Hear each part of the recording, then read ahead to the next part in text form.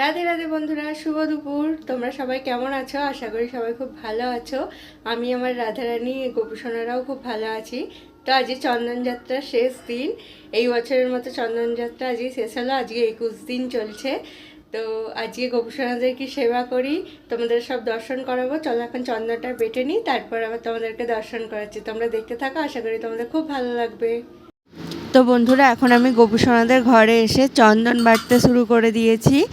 আমি এখন চন্দনটা বেটে নিই, তারপর আবার তোমাদেরকে গোপুসোনাদের চন্দন মাখানাটাও আজ দর্শন করাবো।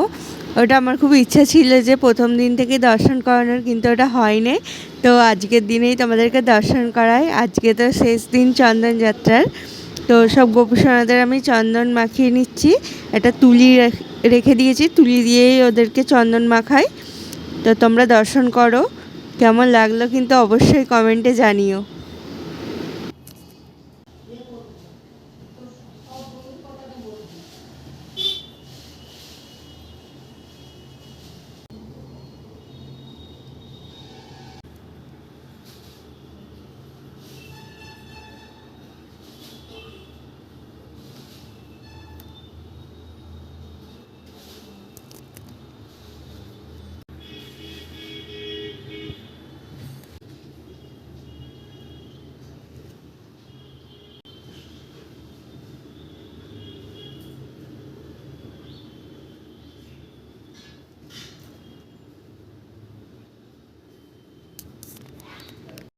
তো বন্ধুরা, তোমরা দেখো, শ্রী আর কেশব দুজন মিলে ঘোমটা দিয়ে নিয়েছে।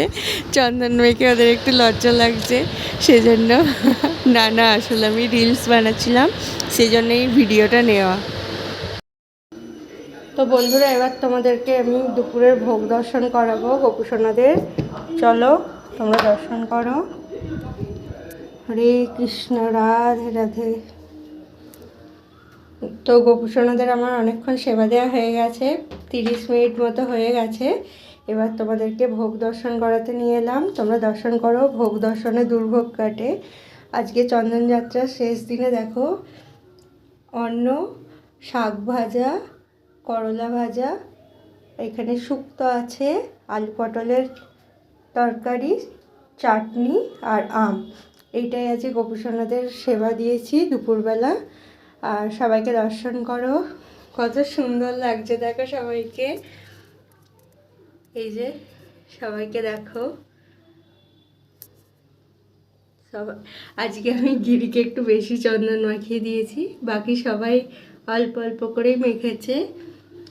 তো কেমন লাগছে সবাইকে অবশ্যই জানাতে ভুলো না।